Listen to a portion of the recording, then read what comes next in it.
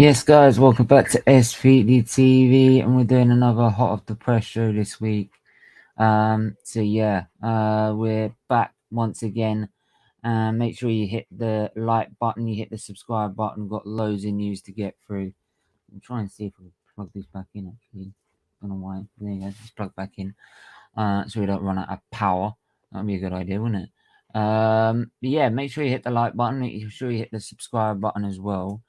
And see the topics we're covering today, because there's loads of news going around. So there's loads. So we're just going to go through some of the main talking points from this week. And you could talk of so many.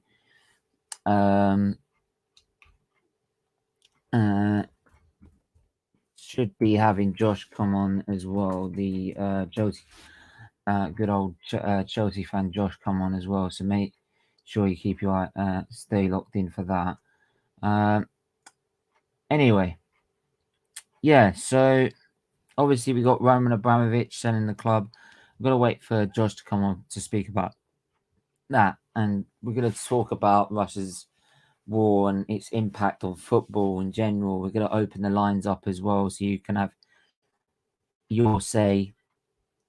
I should actually put that out there.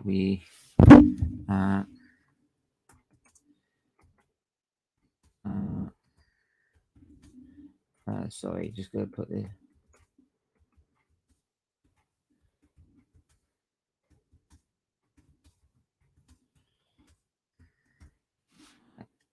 Yeah. And we'll also be doing that on a 9 p.m. show as well once we get to it. Won't be able to make it this week, and next one should be. Like I said before, if we've got anyone new coming on, then I'll let you know. But if there's free space on the panel, then of course you can come on. So this one, I've always tried to and keep it as open as possible, so it gives everyone a chance. So I don't do many football general streams. So these streams, I like to try and see if anyone else can come on as well. So it's not just like the same people every single time. Try and mix it up a bit. But before we move on to Chelsea and the Russian war impact, I want to talk about a little bit. How do I put this? I swear I had it this morning, just earlier. There you go. Hang on, let me just try and have a look. There you go. So yeah, Bielsa sacked by Leeds United. Obviously, I'm not too surprised, to be honest, with the form that Leeds are in. They're now in a relegation fight. I actually don't think Leeds will get relegated, to be honest. I don't think they will. But then their record at the moment speaks for itself. If we bring up the Premier League table, make sure you do hit the like button whilst we're doing this. If we look up the Premier League table, Leeds are 16th. They've lost their last 4 games, drawn the 5th. So 5 games, they've drawn 1, lost 4, which is abysmal. Absolutely abysmal form. If we look at the matches they've played in that time, they've played Man United, who, though Burnley managed to get a point out of them, they couldn't. They got battered. They got battered by Liverpool, battered by Tottenham, who have been slipping up against small teams. Everton beaten 3-0. They got a draw at Aston Villa, though Aston Villa had a red card in the game. They then lost to Newcastle as well. They beat West Ham, which was surprisingly enough, but then lost them in the FA Cup. Beat Burnley, but then lost to Arsenal. So, if what? 1, 2, 3, 4. No, 1, 2, 3, 4, 5, 6, 7, 8, 9. At the last 9 games, they have won. If I have a look, They beat West Ham. They beat Burn. They won 2 out of their last 9, which is appalling. We got Josh on. How you doing, my friend? Hello. Apologies, I was a bit late. I've ahead of a couple of things. It's good to see you, Stephen. A long time no speak. Hope you've been keeping well. Good to see you. Yeah, I'm alright. I've had better times in my life, but let's just say I'm just being able to cope at the minute. Let's just put it that way. But yeah, I hope things are good with you. Yeah, just looking at Leeds United form, because we thought to start there before whilst we were before we move on to the other topics. They've they've won 2 out of their last 9 games. Their last 5 games are lose 4, drawn 1, lost 4. Like, are you surprised that Bielsa's been sacked? I don't think there could be any. I know I was speaking to a Leeds fan on Monday night on the show I was on, and he obviously expressed that Leeds fans were always behind Marcelo Bielsa, but I think at the situation where you look where Leeds are, you look where Leeds are in the league, how far they are away from the bottom 3. And considering the bottom 3 teams, there actually are, they're picking, they're not, Norwich, are still not a great side. Don't get me wrong, but they're starting to pick up points. Burnley, despite losing last night, are picking up results, and you can never rely on Roy Hodgson, in a Premier League app. So I think it was the right decision, but Leeds were conceding far too many goals. Marcel Bielsa was incredibly. He was too stubborn to change anything. When you're a team down at the bottom half, you need to grind out results. You need to get those dodgy points and those dodgy 3 points. Leeds were anything but doing that. They were trying to play like Manchester City, open, expansive, score a lot of goals, dominate the other team. But Leeds, one, do not have the capability to do that because the players were ran into the ground, and 2, they're in a relegation scrap, and it just wasn't the right style for the right team. So. No, I think Marcelo Bielsa, he is a fantastic manager. I think found out that his style in the Premier League was just a bit too open, a bit too expansive, a bit too predictable, and he drove Leeds into a relegation fight after doing really well from last season and getting them into the Premier League. So it happens as a manager, but he wasn't going to change his ways, and I think in the end it was the right decision. Yeah, absolutely. I think in the end, it had to be done. In the situation they're in, they've got you've got what 12 games they've got to save their skins, and in the form they're in, I mean, look, if you look at Burnley's form for example, they've won 2, drawn 1, lost 2. They could quite easily catch them and overtake them, and we all thought they were down and out. So yeah, so they could quite easily fall into that trap. They thought they were doing okay and everything. Did you rate Bielsa as a manager? I think Marcelo Bielsa. When you look at Bielsa's past clubs, he's never been at a top club.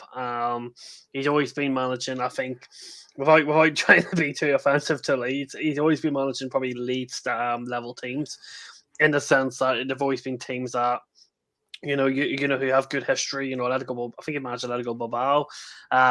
They've got a history. They've got a particular way they run the football club, and it's been successful. They've always been fighting for you doing that.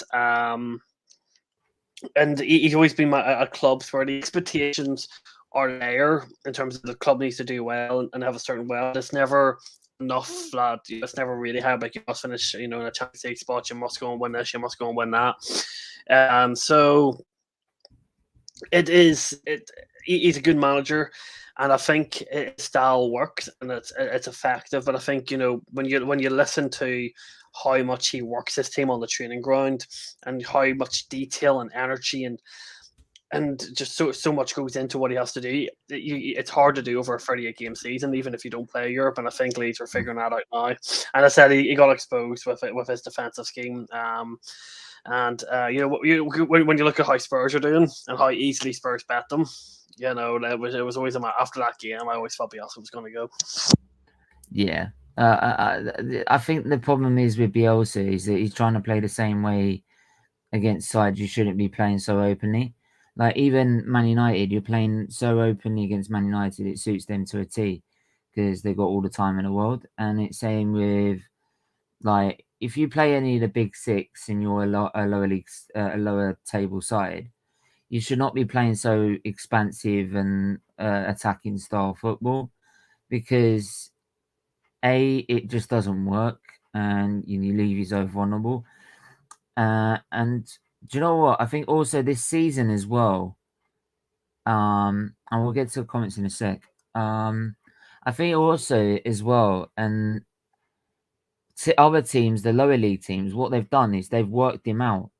They've worked him out, and now he's got no plan B because of that. And because he's got no plan B, and plus with the second season, the way it works out anyway, it means that he's having the form that he has. And unfortunately, they've had to, they've had to call it quits on him. They've had to call it quits on him. So, but we're gonna go to chat. Big up Adam for hitting 60 subs, mate. Big up, man. Well done. I'll keep doing your thing. Yeah, keep doing it, man. Just Barcelona content is doing brilliant now. Yes, absolutely. Yeah. So you've got a podcast at 8. Yeah, if I do get a chance, I'll have a look. If you, yeah. So is Roman leaving? Yes, Roman is leaving. He will be leaving Chelsea Football Club. They've said pretty much. That's all right. We'll give him a sec to come back and we'll talk about it. Don't worry. Big up, Maisie. I hope you're doing well. Thanks for speaking to me earlier over Twitter about a certain issue.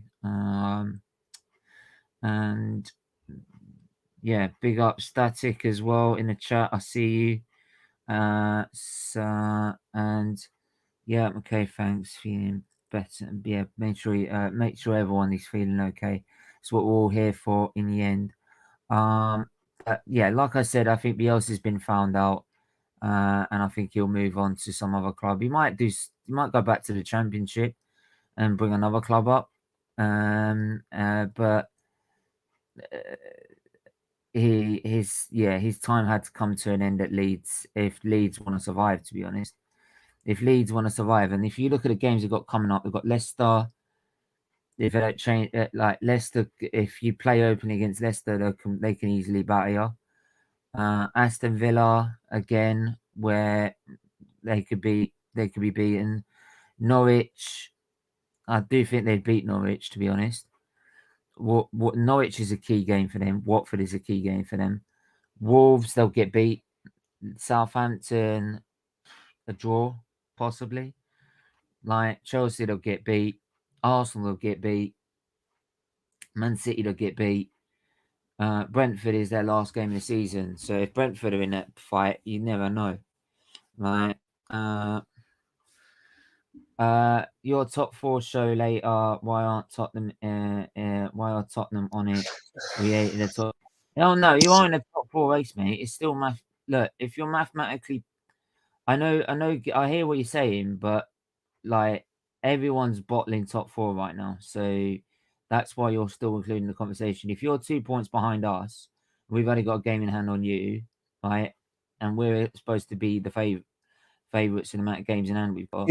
I just I know this is a top. I know this is a topic on your channel. Go on. On Stephen, I do just want to break the news that Chelsea's Twitter have officially confirmed that Abramovich will be selling the club. That came from Chelsea itself, so it is official that Abramovich is looking to sell Chelsea.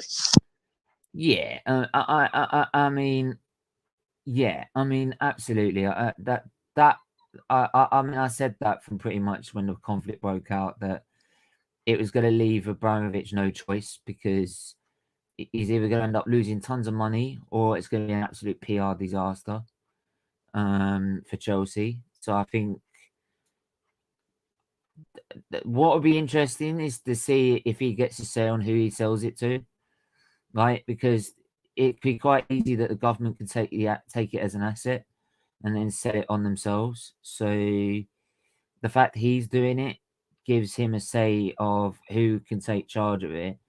and he'll probably leave the club in a place where the owner will have the money that he has and also the aims that they want, which is going to win leagues and titles. And so anyone that said that because this conflict that broke out, which we all hope it stops, which because it's just awful right now. But yeah, like anyone that said that Chelsea were finished, you really need to like go and read up what the finances of football are all about, because there is no way that Chelsea were done. Absolutely, especially as they're a self-sufficient club running themselves quite happily, actually, to be honest. But yeah, go on. Since it's your club, Josh, you be wanted to have your say on this. I mean, like your situation, how do you stand on everything that's gone on with Chelsea right now? Yeah, it's a very, very quick moving situation with Chelsea. First of all, obviously on Abramovich, I think Abramovich not only, and I want to be careful what I say because I know I kind of related to see the situation that's going on in Ukraine, and people believe Abramovich has these things with Russia. And also, well, everyone I say, just keep in mind, I'm more talking about the football aspect of things, and not anything outside of that because I don't know the details, and obviously that's becomes very political. You know, Roman Abramovich is definitely one of the best owners in the Premier League. You know, when you look at owners such as the Kroenkes, the Glazers, and particular of other clubs, only just in the Premier League because of the whole of the footballing scheme, all the way down to League Two, not so much the National League, but more down to League Two. You know, owners use these football clubs, for business to make profit, to benefit themselves. And not very much interest goes into not much investment, much care, not much pride goes into running a football club. Especially if you're people abroad, especially more the American owners. One thing about Roman Abramovich has done since he bought the club is he's invested into the club. He's made Chelsea competitive. He's made so many memories for football fans, for football players, for football coaches. He united the fan base. He's always made Chelsea competitive. Even when Chelsea had one of the worst squads, we still went on and won the Europa League under Maurizio Sarri when we had one of our worst squads, probably in his tenure. I would go as far to say, and he's done a fantastic job in making Chelsea Football Club who it is now and the way it is now, and the mentality that Chelsea will always win things, and his when he was incredibly ruthless and sacking managers all led to success, and to now know that Abramovich, even though he won't obviously come out and blatantly say it, he's obviously selling the club knowing that the government could very easily stop him from being able to invest into it and being able to do anything with Chelsea. So he's doing this to protect Chelsea first and foremost. So there's no doubt in my mind that's the case. If this war in Russia wasn't commencing, there would not even be any talk about this happening in any shape, way, or form. It's blatant to see why he's doing this. No. So he's doing this for Chelsea's sake, and that's something Chelsea fans are fully aware of. Where does the club go from here? It's a question that no one, and I mean singly no one, knows in this world.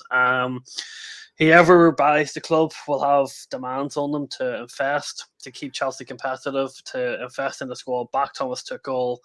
But then you have the possibility that whoever does buy the club is going to be like the Glazers and put Chelsea standards all the way down to a team that maybe is happy enough top four. So there's uncertain times, which is really, really sad. I'm really unsure, but Roman Abramovich has been an incredible owner. We've won every single trophy possible under him, other than obviously the European Conference League, if anybody's going to be fussy. And he's a man that but no one's really bothered about that, are they? Come on, he's a man that I will always love. He will be forever in the Chelsea history books for as long as Chelsea Football Club's running. Every new owner has a big expectation to meet. The new owner could continue what Abramovich has done, but also be more involved in the club since Abramovich couldn't have been. But time will tell. So time will tell. We'll see who buys the club. There is this Switzerland man who along with American owners, is high favorite to take it, but the there's a lot more bidders expected to be due, so I'm not going to make a comment on anybody yet until the final candidates are spoken about, and I'll also have to do my research on them. But yeah, it's a fast moving situation, and it's a sad one. But I think, as I said, Chelsea, two options. Does Roman Abramovich get sanctioned and isn't able to invest into the club for months? Because this whole Russia thing isn't going to go away anytime soon. Or do you take the risk on a new owner? And I think most people would say a new owner. Yeah, I think also from a Chelsea's point of view, they can't afford for this to sort of they can't afford it to, like, it would turn into a PR disaster if it kept on going with the situation it is. But with the, like, and I also see that because there's also talk about the board as well leaving as well. I do feel that the board will leave as well because it's like the board is there for the people that Abramovich want in place, right? Because he trusts them to run the football club. And I don't think if he brought new owners in, they would want to bring their own people into the board, right? To run the club. So I get why the board also wants to leave as well. The Chelsea board, well, I don't know. I think I can't pronounce her name. I can't pronounce his name, her name, but Martina Gafinksha, whatever the hell you call her, or football director, sporting director, whatever. You're a sporting director. Let's put it that. Yeah, she'll go. She'll absolutely go. It would be incredibly dumb for whoever does buy the club to let Petr Cech go. You have to keep Petr Cech. There's no doubt. Keep Petr Cech. Petr Cech's responsible for Mendy. He knows Chelsea inside out. He's got experience at the board level. He knows the squad. He knows the managers. He knows how the club works and behind the things. So you keep Petr Cech. No doubt about it. Spock, he's been, I think, Abramovich's lawyer for the past 30 years. I expect probably him to stay too for the same reasons as Petr Cech. But everyone else outside of that, yeah, I would probably expect to go. Mm-hmm. I just put a link in the chat now. If anyone wants to come on and have their state, they can do. I will pin it. If not, I'll just keep putting it in. But the link's in the chat now. If anyone does want to come out and say have their say on it. We've got games coming up tonight, I believe, more FA Cup games. The top 4 show will be at 10 p.m. tonight, actually, not 9 p.m. Because I just seen that Luca wants to do like a calling show at 9:15 at night. So so I've decided to back that to 10. I don't know why he's done that, to be honest, because it's Chelsea, it's not Arsenal. Like I expect it for an Arsenal game, but man, there you go. So I thought I'd rather not collide with it, and so yeah, that'll be at 10 p.m. tonight. So yeah, it's going to be a late one, but we'll make it work as usual. But yeah, yeah, like I said in the end, Chelsea had, I don't think, any really choice but to go the way they're going. Speaking of Chelsea people, moving on to about Conte, is obviously the Burnley game. He brought out an explosive reaction to the defeat against Burnley. It's questioning whether he will actually stay at the club. I wanted Josh, having Conte as a manager, like, do you feel that the way Conte is built and the way that he runs and manages for his football club, if it carries on the way it is, do you feel that he'll go? Do you feel it'll go before the end of the season? At the moment, yes. I've got a poll out there on Twitter at the minute as well. Yeah, I think Antonio Conte is a serial winner. Everywhere Antonio Conte has went, especially in his past probably 4 or 5 jobs, he's won trophies everywhere he's went. So, and some of the words and some of the, the thing that this season he'll not have a trophy to play for. last season he, when he lost against Burnley, he said, people need to think about looking at his position. Also, he said, I'm not used to fighting for top four. I'm used to winning things. Everything indicates to him, not being happy. Will he sell? Will he leave? Is a whole different remark. I think he'll still stay for the remainder of the season. But if him and Daniel Levy are not on the same pages in the early summer, I think Antonio Conte will go. It just seems like I just don't see Daniel Levy spending the amount of money that Antonio Conte will want. I don't see Daniel Levy buying the players he wants. And for that, I don't see Antonio Conte staying. I think this is a Spurs mentality is awful. The issues run far deeper than the manager, but I just can't see a man like Antonio Conte who prides himself so much on winning things and being competitive and believing that he should be fighting for the title no matter what. It's just hard to see how he stays at Spurs, considering where Spurs see themselves. I just put this poll out that I put out this morning. Will Conte walk away from Spurs? And I put literally 2 yeses on the one before the season's end or one after. And do you know what? It's closer than I thought. I thought a lot of people just say after season's end, to be honest. But like 27.3%. If I just zoom in on it, 27.3% say before the season's end. 45% say after, and 27% say no. I'd love to know who said no, actually, to be honest, because I don't think he'll stay there by next season. I think he'll be gone by next season. I don't think he'll stay at a club that's more worried about making profit than it's like oil and water. It's not, it doesn't work. You've got Daniel Levy and Enoch that are more worried about making how much money they can get out of the fact that they've got a massive stadium, right, and how many events they can hold in it, rather than worry about winning titles and winning trophies, which is what Conte's built on, and that's why they brought him in there in the first place. So, and by the way, like you can see, we've got Stop Putin, Peace for Ukraine, and right, we're always going to be showing support to Ukraine in this time. Simple as that. Like with anything, like when there's discrimination, there's war, there's anything like that, we'll always condemn it here on this channel. So my unpopular opinion, I love Conte's reaction. I respect his honesty as well for his reaction when Tottenham lost to Burn. Yeah, sometimes I like that from managers. They're just honest, because you can see it hurts.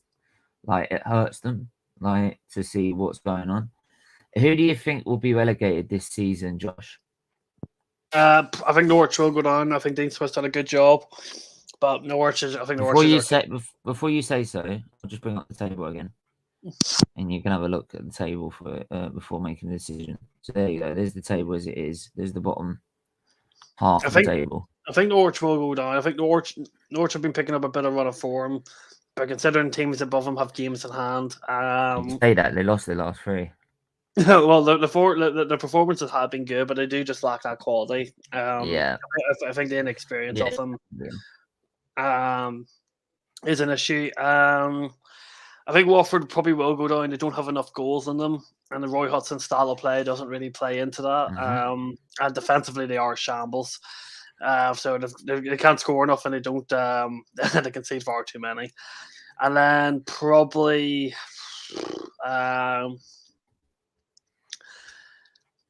I'm going to stick with what I said, and this is going to raise a couple of eyebrows. I actually think Brentford are going to go down. Wow. Everton have 2 games in hand. The squad's good. Frank Lampard's getting them playing well at home. Leeds United, even with Jesse March coming in, again, squad's too good. Brentford, they're lacking in squad depth. They're conceding a lot of goals. They're not scoring. It's such a shame. It's such a good start to the season as well. They did. I think that's just new club.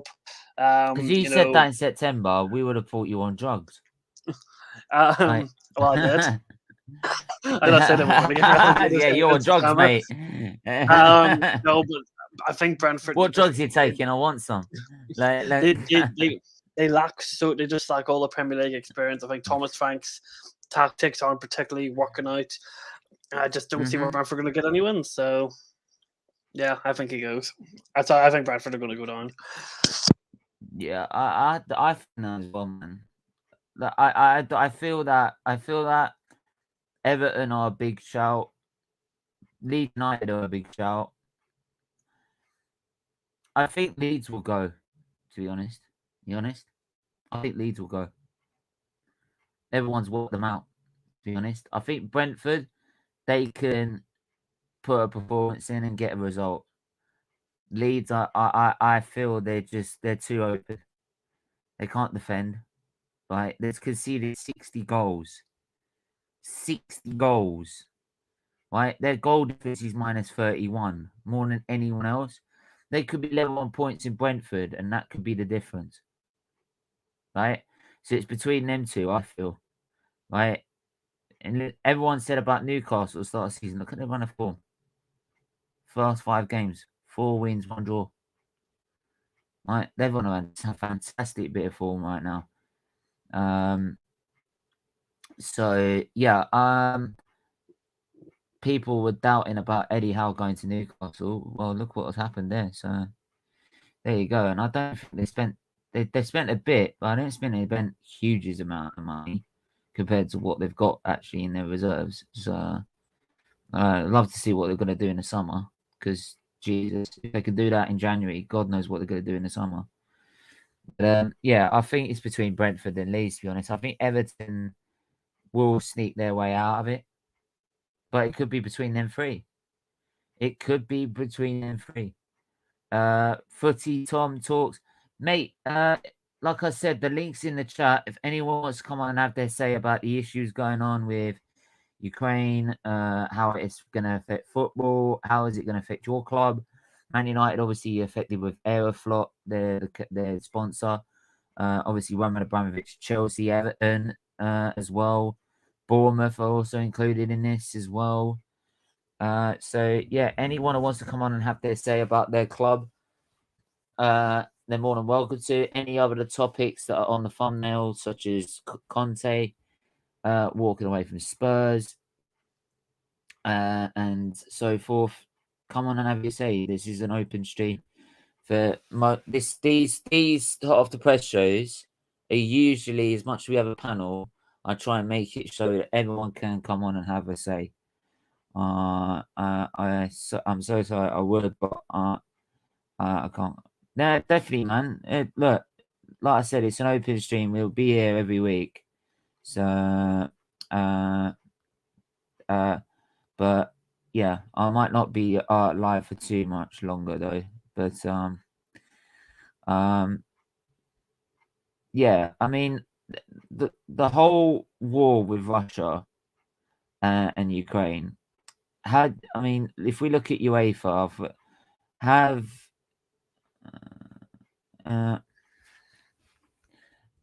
UEFA banned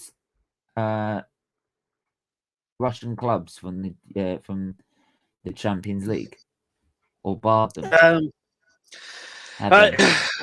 UEFA's, let me just put UEFA's response. Yeah, so no, well, what UEFA have done is UEFA have removed all Russian clubs from all European competitions. Spartak Moscow, obviously, who play in the Russian league, were due to play RB Leipzig in the next round of the Europa League. That will no longer be happening. Spartak Moscow have been kicked out of it, while Leipzig get a buy into the next round. Right. Okay. So let me just get this up. This was on the 28th of the 2nd. So this was 3 days ago. So the fallout, this is going to be the fallout. Make sure it's 9 likes. Big up everyone that's hit the like button. I really appreciate any likes. The more likes you could put on it, the better, because it really does help with traction on the channel. So any likes you can do, even if you can't stay, just put a like on it. It'd be really, really helpful for us. It just helps spread the awareness of not just the channel, but the charity is what we say everything we do is for charity. Global soccer community is visiting blah blah blah blah blah. As we all know, FIFA and UEFA suspend Russian clubs and national teams from all competitions. So basically, whoever was in it. So who did you say was in it? Hang on. Let's go. Russia. UEFA strips Russia of Champions League final over Ukraine attacks. That's gone. So Spartak Moscow, did you say? Or CSK? So Spartak Moscow. Spartak Moscow. Is there any other clubs than it? St. Petersburg? Senate were knocked out by Real Betis in the previous round anyway. Okay. It's a bit of justice, isn't it? Poetic justice, isn't there? But then, to be fair, as much as you say that, it's not. If you look at the clubs, and I get the stance they're taking. By the way, like I believe it's the right stance. By the way, but if you're a fan of that club, you probably don't like. If you're a fan of Rush, and this is what I always say to people: don't just because Russia's at war, don't have a go at every single Russian. Because I bet you most Russians don't back what's going on. They don't support what's going on. I saw someone on TFT the other day. He came on. He was a nice Chelsea fan, right? And he didn't agree what was going on. He could stand it, but like people have a go at him because he's from Russia. Like, so it's wrong. And I feel with these clubs, as much as it's right that UEFA should need to take this stance, and I think they have to, as well as much as they should do. It's a little. You could probably say as a club, you're like, well, we didn't ask for this. It's not our fault. It was like that. Our governments decided to do madness and like started a war that no one wants. Listen. Can you see where I'm coming from? If like I'm trying not to obviously trip on something that's gonna cause upset to people, but it's like these clubs have not asked for this, and they're getting shoved out of competitions when like they couldn't do anything if they tried to stop the situation. Well, obviously, first of all, obviously the scenes in Ukraine are absolutely horrible. No, they are horrible. Yeah, and absolutely. and you know, to think that some man, a dictator, an evil head, He's not a president. He's a he's dictator. He's not a president. he's a dictator. He's a dictator all day long, and to think that he's being a card, sitting in his office while he sends, hundreds, he sends hundreds of thousands of mums, fathers, young teenagers into war. There was a poor kid that was literally 2 years old being shoved away, like with his to go with his mum, their mum to Poland, and they're like they're what he was that she was about 2 years old. Well, there was a news that one of the airstrikes, for example, right underneath the airstrikes was a mother giving birth. Well, as I'm saying, the thing, before I get speaking to the football and things, I'll speak very briefly on this. Vladimir Putin has ordered. There's about 190,000. Roughly trips that were sitting on the border before they started to invade Ukraine. To think that he is, he's sitting up in his presidential office in Moscow in a very secure place, while he sends, probably at least 1,000 dads into war, when at least to what the Ukrainian military have reported, 5,000 men have been killed. That could be 2,000 dads that will never see their kids grow up. Yeah. That'll be the kids who will not have their dads in their lives, who have been shot in the war. And those kids will not even be aware of what's going on because of the propaganda that is ran in Russia. And to think that's again, a plan as well. and to think about Vladimir Putin, and even worse context, that when the war was not going his way and the Ukraine military were put up a stiff fight, which he thought he would walk into Ukraine, the military would fall apart, and he would simply walk into Kiev and have Kiev within 2 days. That's not been the case. And the military of Ukraine, along with citizens, along with assistance from the West and the weapons they've provided, have proved an incredible stiff response and a united response from everyone in Ukraine. And to think that he, instead of him maybe regretting what he did and backing the army away, he did, he has sent more troops in. He is now targeting civilian buildings, killing innocent people on purpose, cold-bloodedly committing massive war crimes is sickening. And for all that reason, I think even though the people of Russia are innocent, and I would say for anybody who does know what's going on, very well do not back or do not support what is going on in Russia.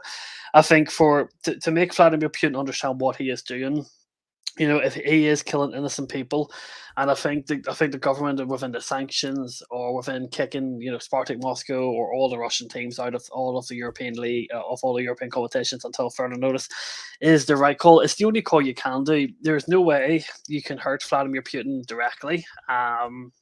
Even killing his own military men doesn't really affect him in a sense because he'll just send more of them in as he's already doing. The only way you can hurt Russia is by hurting the people. If you hurt the people will then turn on Vladimir Putin, and then there's a bigger story there. So as much as it hurts European teams such as Spartak Moscow, who are in a sense unfairly kicked out because they had nothing to do with this. It is the right decision because anything associated with Russia, innocent or not, should not be allowed in our world. And if Vladimir Putin's going to go and kill innocent people, his people should suffer. His people should suffer. But then this is the thing: is like you saw with Haas, for example. People are telling Haas F1 to drop the sponsor, which is all well and good, but the amount of money that they need to survive the season is needed to be provided by that company. That's why they're a title sponsor. So they need help to find another one so they can survive. But by the way, they will not run it while they're sorting that out. But it's also like they will also say as well, and I'll back anyone on this is that the only diplomatic way to really stop it is by having to punish companies, teams, just anything in general. You have to punish it because let me put it this way. If you punish companies, Russian businesses, Russian oligarchs, and everything like that, what you do is you punish their economy. If they've got no economy, they cannot fight. Simple as that. There's no money to give to the troops. There's no munitions. There's nothing.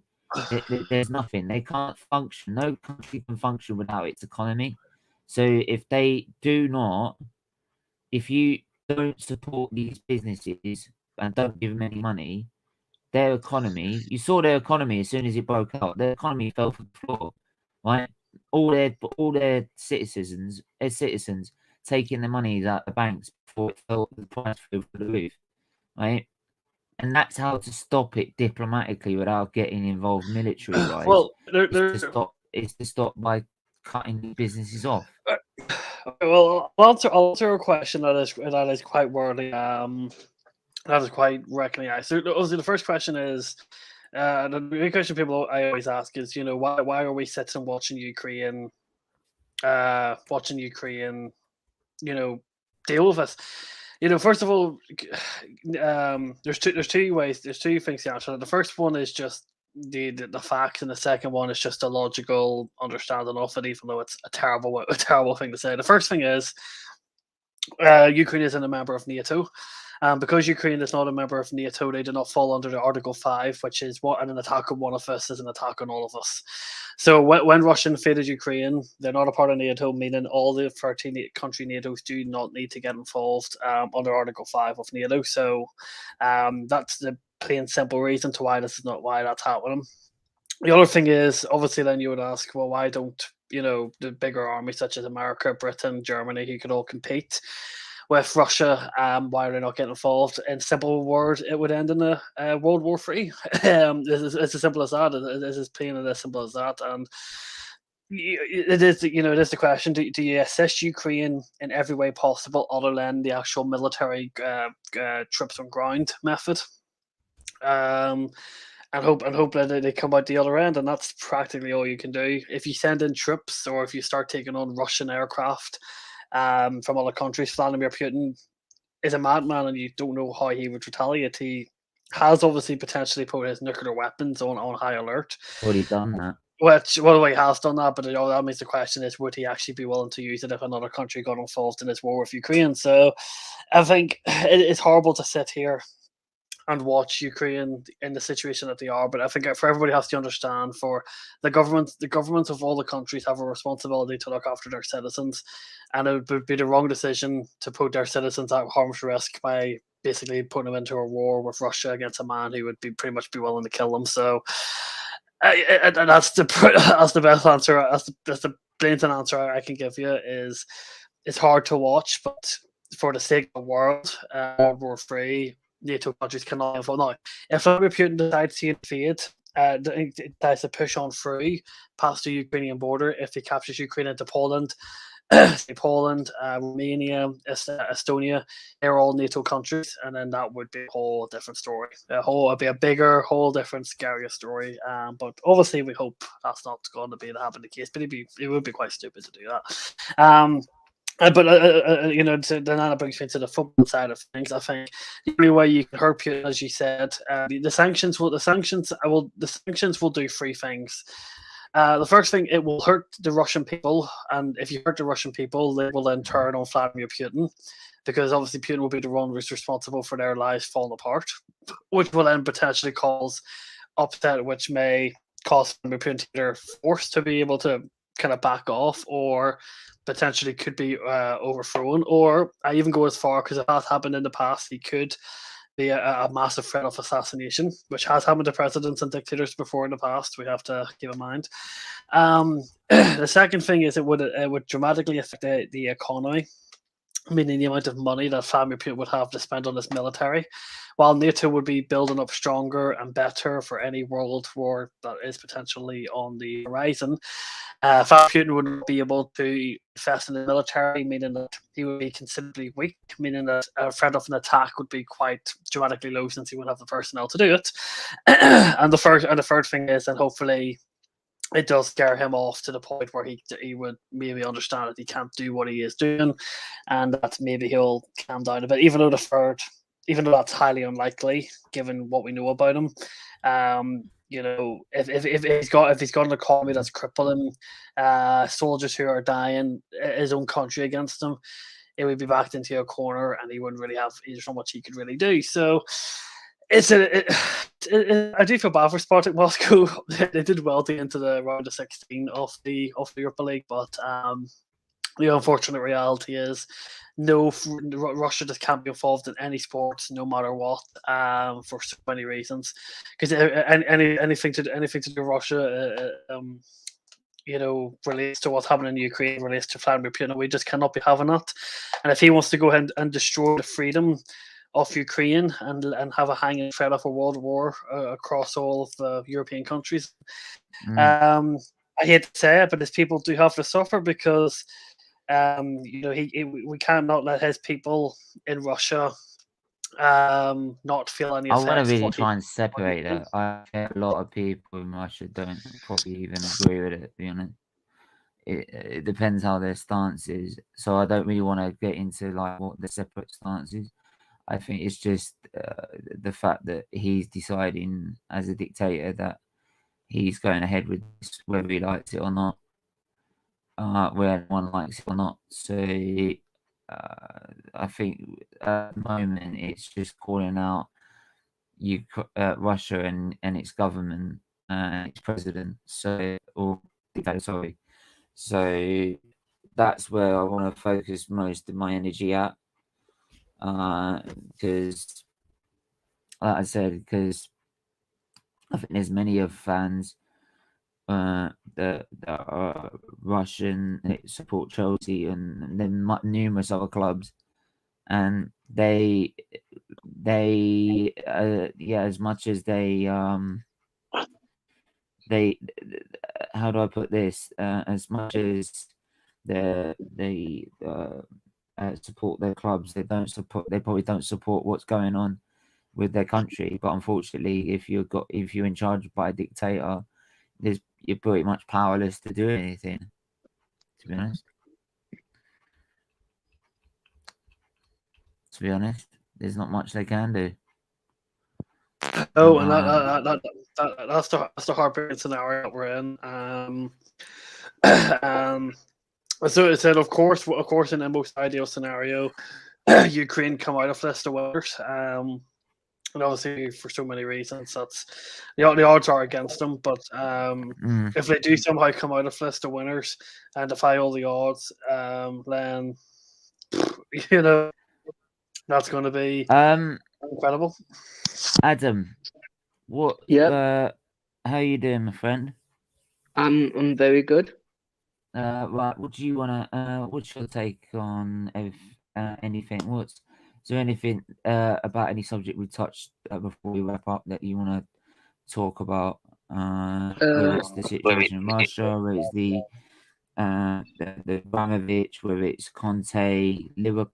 We didn't even talk about Liverpool yet. The quadruple is the quadruple on, but we could leave that as an open poll, to be honest. But yeah, anything like that. Is there anything you want to mention?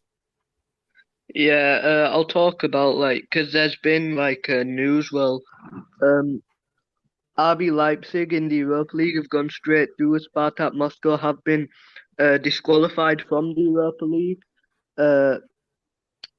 So I just wanted to get your opinion to say, is it fair that Russian clubs are suffering because of what's happening in their country? Well, it's the only response they can take, to be honest. Yeah. Because it cripples anything that's going to cripple the economy of Russia has to be taken. Because if you've got no economy, you cannot fight a war. You can't fight a war without an economy. I don't know if you've heard the news, but there's going to be petrol in the UK. There's going to be none coming from Russia, which is obviously what we. No, trust me. If you thought the prices were high in petrol already, the prices in fuel now are going to skyrocket. Yeah, they are going to go through the fucking roof because I've got to go. Going to give us our fuel, are they? So where are we going to get our fuel? The fuel's going to become scarce. The price is going to go up non-stop, right? This is the other reality of it. But this is why the sanctions have to be in place. Is that the economy for Russia needs to be crippled. Yeah. If they cripple the economy, it stops the war dead in its tracks. Yeah, Stephen, I've got to go now. Sorry. Yeah, no worries, man. No worries. Take care. But thanks for coming on. Yeah, anyone else who quickly wants to come on, they can do. Quickly, Josh, though. But just before we do wrap up, though, so we'll talk about Liverpool. Obviously, they beat you in the Carabao Cup, and with the form they're in, do you see them? They're not going to do a quadruple, are they? Come on, they're not going to do a quadruple, are they? No, it isn't a quadruple. A quadruple basically is your 11 best players. You can only do it on FIFA. Your 20 best players have to play every single game to the best of their level. Be absolutely solid mentally. Do not fatigue in any shape, way, or form, and be able to play a perfect game nearly every game. Even to win the Premier League against Man City, it's going to be a bit of an uphill task. City have still got 3 points ahead. They still due to play them at the Etihad. The question is how hard is the FA Cup watching their priority? They're not, even though they're not guaranteed to beat worse tonight. And then the Champions League, Champions League's open race for basically anyone. There's no, in my eyes, there's no team that are, guaranteed favourites to go on and win that Champions League. So I think Liverpool are a fantastic team. I think Jurgen Klopp is done a remarkable job, and that Liverpool team only seemed to get better. But the quadruple, no, Liverpool will. I think Liverpool will not win the FA Cup at least, and the other two possibly, yes, but no, I don't think they'll win the FA Cup. Yeah, absolutely. We're gonna have to leave it there, guys. Now tonight's show. Do you know what? Nah, screw it. I said it was gonna be at 9:30. It was gonna be at 9 p.m., wasn't it? 9 p.m. 9 p.m. I'm gonna make it 9:30. No, fuck it, 9 p.m. No, we're gonna do it at 9 p.m., guys. So as soon as basically the Chelsea game finishes, really. 9 p.m. we're gonna be live. Right, I'm not doing it at 10. Right, I said I was gonna put it back till 10. Because I just found out Luca's doing a stream, but I have had this planned. I've got guests, should have guests coming on for it, so I'm not gonna fuck them around. So yeah, it's gonna be at 9 p.m. So if you want to tune into that, make sure you tune in.